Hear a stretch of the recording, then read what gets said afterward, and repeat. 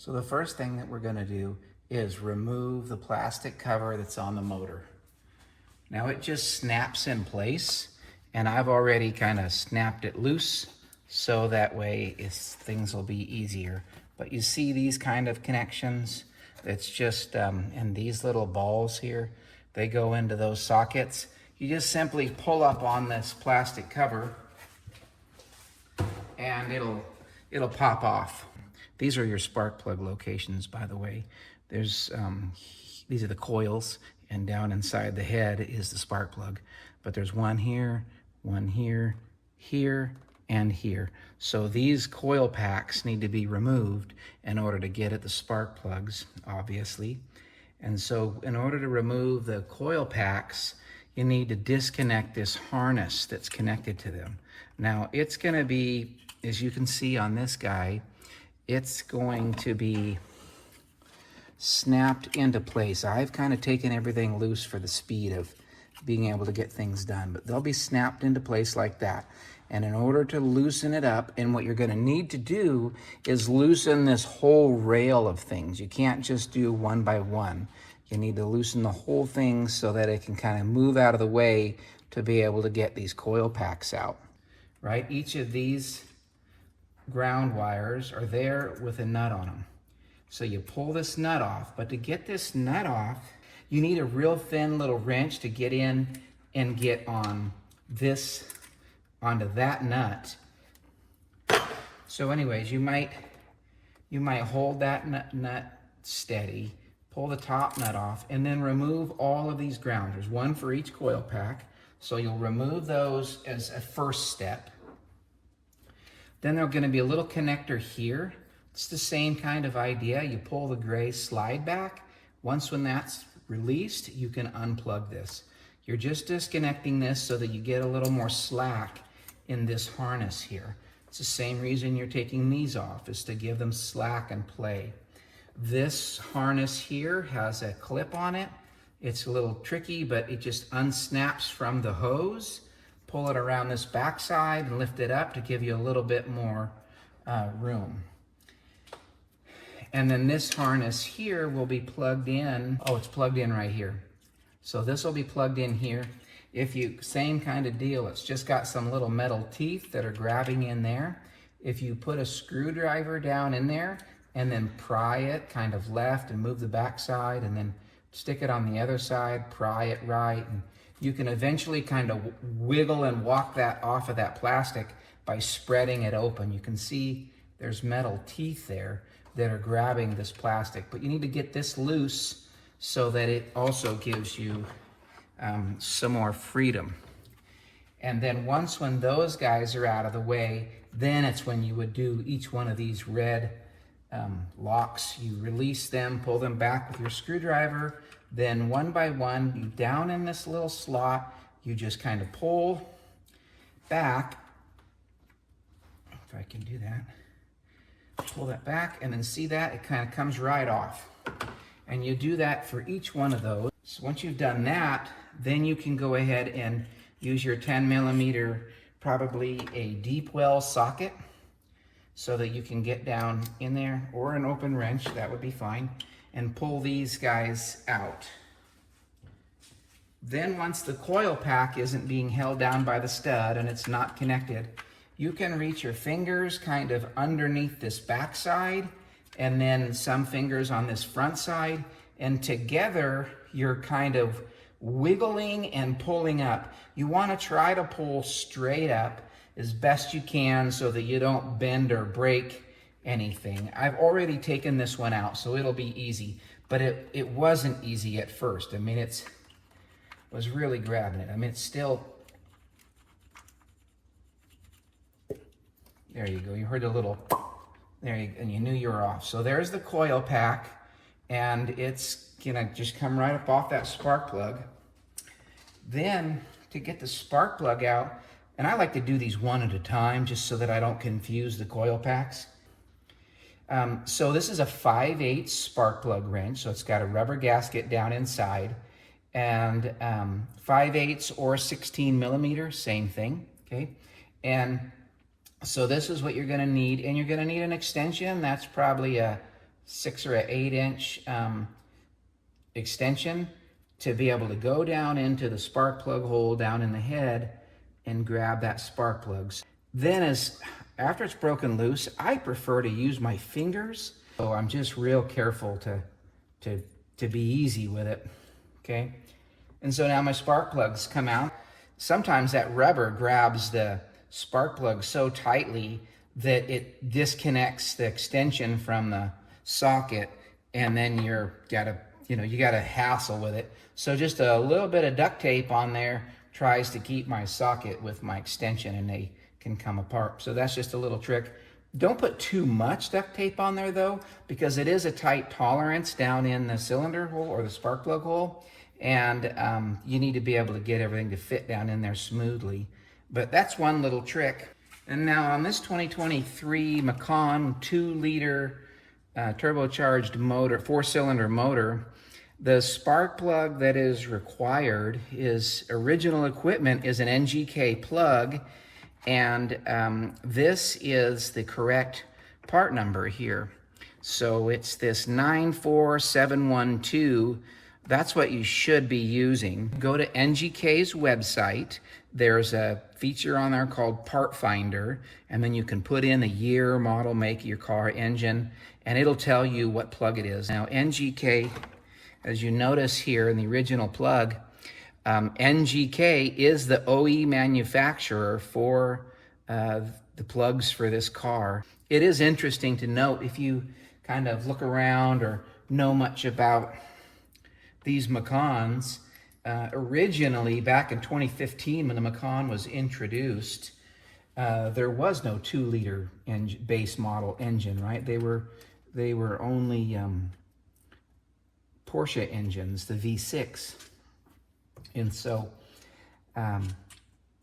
there was a different spark plug originally, is what I'm trying to tell you. And it was a platinum spark plug made by Bosch, not NGK. So you want to be sure, if you're looking up your part, that you're looking up the correct part for the right model year and all of that. Don't assume that they're all the same, because it was different in the early years of Macan. Of course, you'd be searching by engine, and then you should be okay. But back in those days when it was a Bosch Platinum plug rather than an NGK Iridium, that's when NGK recommended to Porsche that you need to replace these plugs every 30,000 miles. And according to my owner's manual, that's still the specification that Porsche uses. Although now, when you look up the website NGK, they'll tell you that this Iridium plug is a more robust, better plug than the Bosch Platinum. And they recommend, and they're the original manufacturer for Porsche for these plugs. They say they should be replaced every 40,000 miles. All right, so now we're going to torque down our spark plug. All right, there I am. And then I'll move on to the rest, and it's gonna be a pretty simple process from here on out. It's just a matter of removing each one of the coil packs. So I broke that loose once already.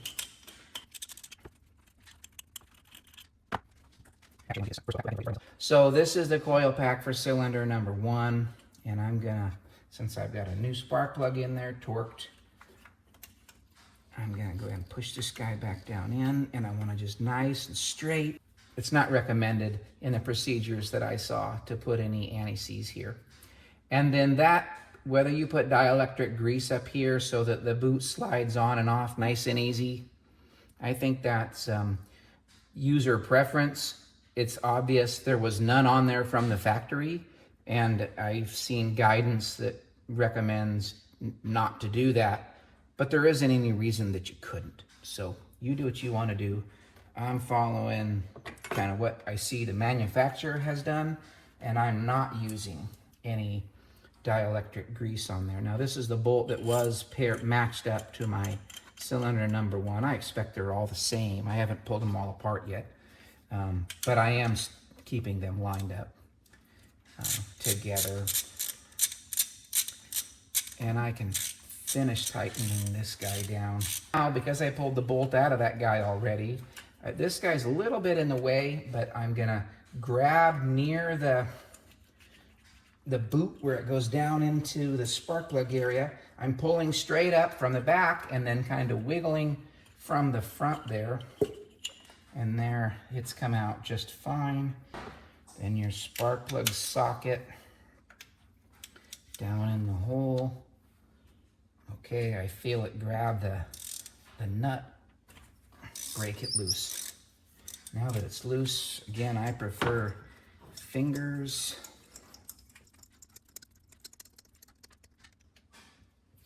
And that's what it looks like for that cylinder.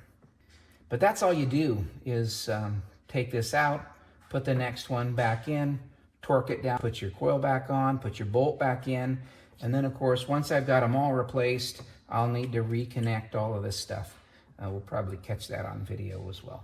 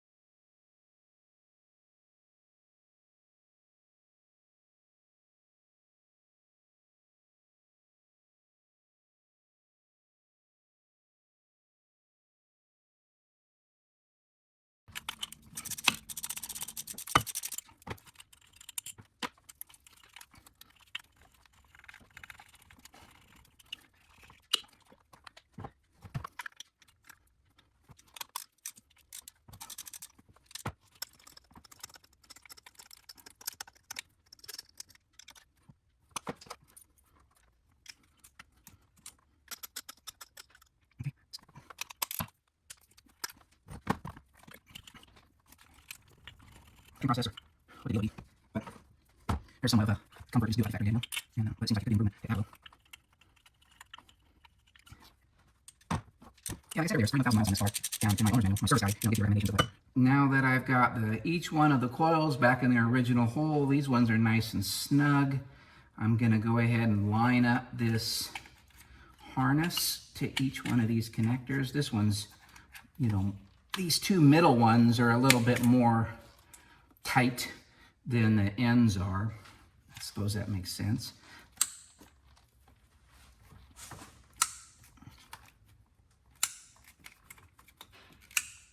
Okay, snap down the little red deals on each of them. I'll go ahead and plug this connector back in, get him in place, snap this connector back in, lock down his gray tab. I hope moving the camera has helped with your visibility. I thought the first location was going to be great, out of my way and whatnot, but hopefully this is a little better. Sorry I didn't start off that way. But now that that's snapped in, pushing it on right back where it went should be, yeah, just nice easy push on. So that guy's in, those little gray guys are there. Let's see, and that guy's in and closed. Oh, I got this little connector here. You can maybe see how that was. This guy's real stiff, and you probably do want to be a little, oh, so it turns, so that's a nice little thing to learn. See, it pivots, it rotates. So rotating it to the side would be smarter because it would give you more clearance, and then you don't have to stress and pull on that plastic quite as hard. I was a little worried that I was going to bust that plastic clip because it really didn't want to be pushed out of the way I needed to do that. But turning it there, boy, that's a little trick. So that's all in place. I like to probably talk to myself a little bit on this, you know, and talking to yourself, it's okay as long as you don't get in an argument. Now I'm gonna put those nuts on.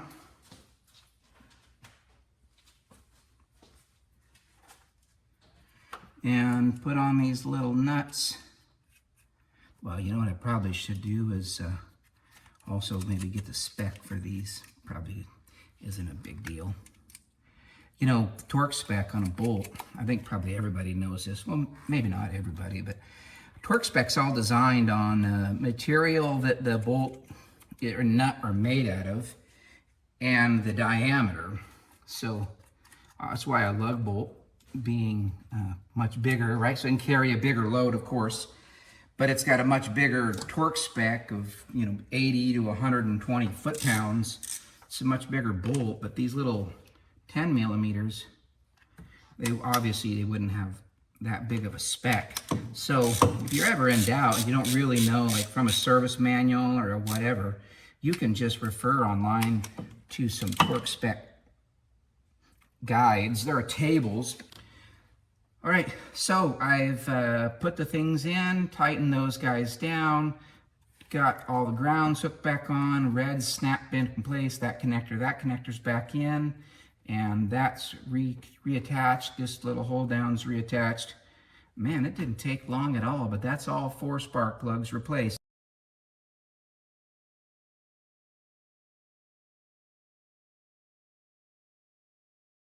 Right, that's the job.